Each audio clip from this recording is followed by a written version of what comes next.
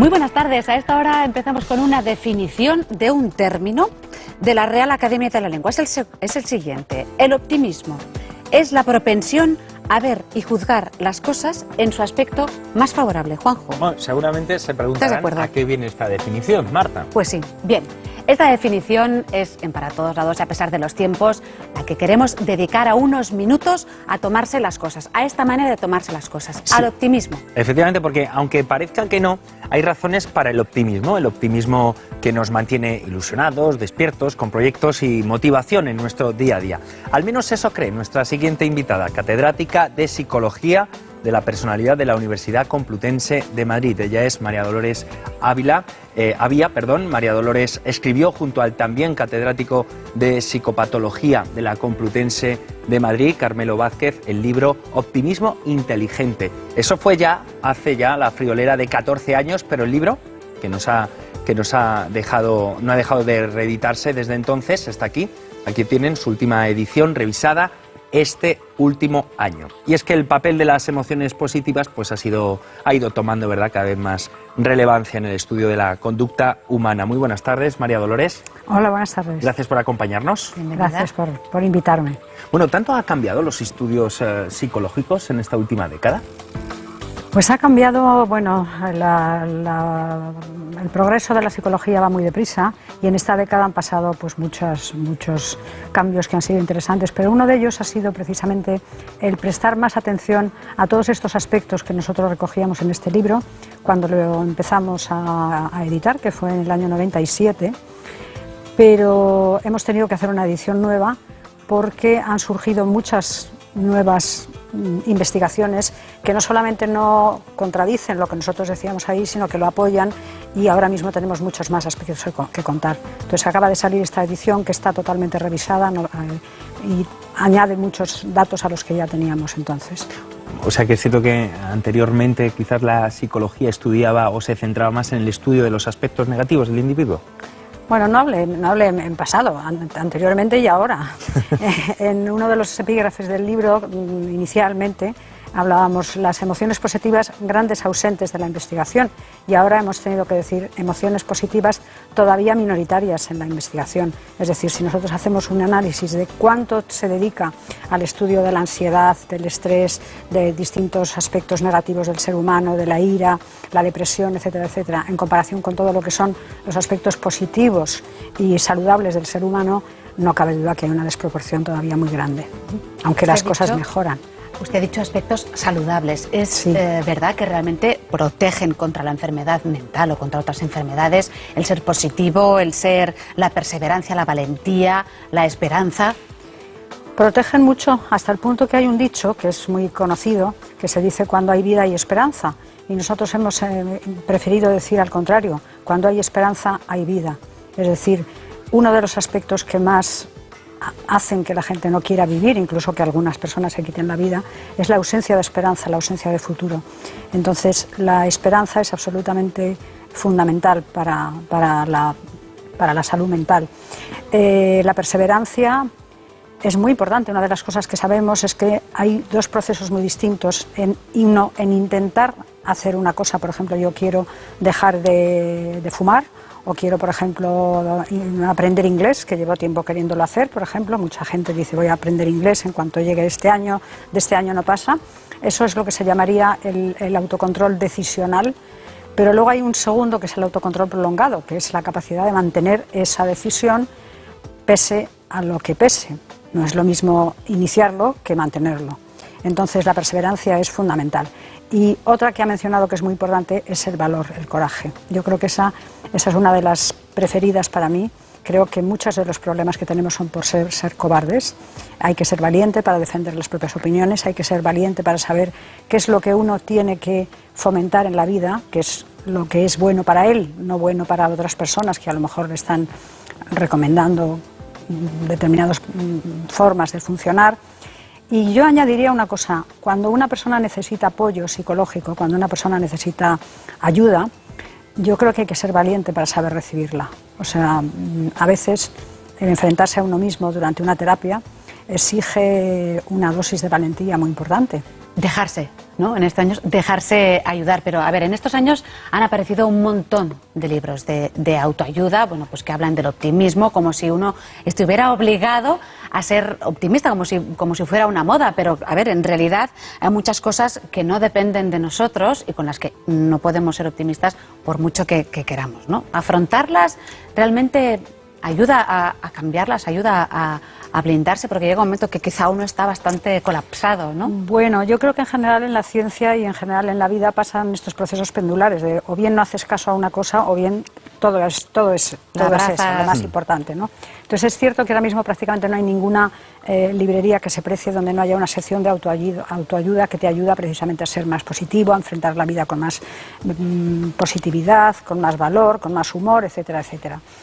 La mayoría de las veces esos libros no ayudan nada. Estos te dicen lo que quieres oír y sin embargo no son realmente libros de ayuda. Y sobre todo están alejados muchas veces de los libros de psicología científica. Entonces yo tengo mucho interés en decir que esto que nosotros presentamos no es un libro de autoayuda, es un ensayo que te pone al alcance de personas que no tienen por qué ser necesariamente expertas en psicología, pues los resultados de la investigación más reciente sobre todos estos temas, ¿no? Pero es verdad que hay muchísimos aspectos de nuestra vida que nosotros no podemos controlar, están más allá de nuestro control, pero eso hay que saberlo reconocer, hay que saberlo ver y enfrentarse a la adversidad con una actitud aceptadora. Eso es muy importante, esa es la clave de la vida. O sea, no se trata de hacer siempre lo que uno puede, lo que uno quiere, porque eso no nos lo va a permitir la propia vida. Tú no puedes cambiar las circunstancias, pero puedes cambiar la manera en que te enfrentas a ellas. ¿Y no cree que quizás un exceso de optimismo es lo que nos ha llevado a vivir la crisis que estamos padeciendo? Eso es darle al optimismo ya una importancia enorme. Yo creo que ¿no? Si hubiera, la tiene, sí, pero si hay algo, si hubiera alguna palabra para describir qué nos ha llevado a esto, yo diría, a esta crisis, yo diría que es la codicia y no el optimismo.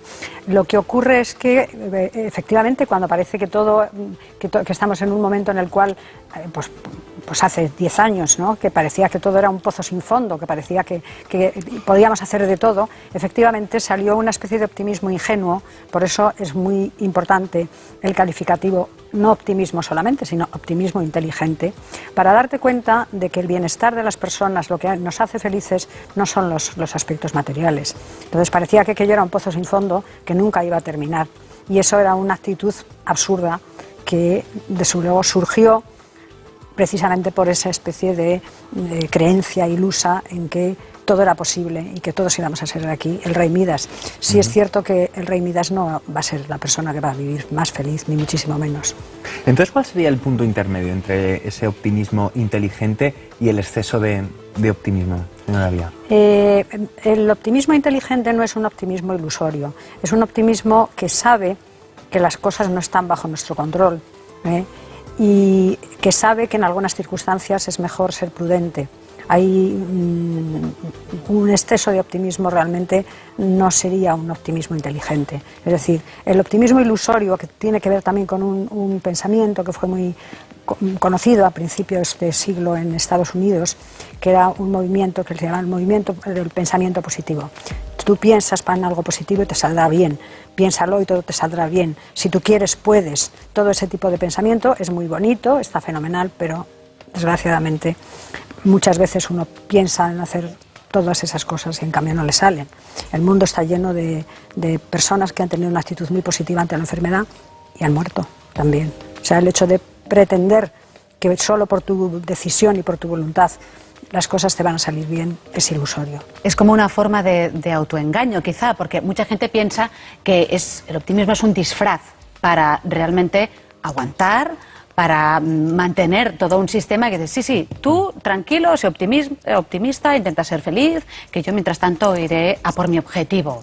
Sí. Es una manera de autoengañarse, del buenismo, ese buenismo. El buenismo, efectivamente, que eso no conduce a nada, por eso digo que hay que distinguir muy bien eso que realmente no tiene ninguna base científica, la mayor parte de los casos. Y no solamente no tiene una base, sino que a veces yo creo que tiene un elemento muy perverso, y es, por ejemplo, culpabilizar de alguna manera a una persona que, por ejemplo, no está mejorando tras una enfermedad grave porque no tiene la actitud positiva. Entonces solo falta que cuando una persona está muy grave tenga además la obligación de intentar ser positivo con respecto a eso.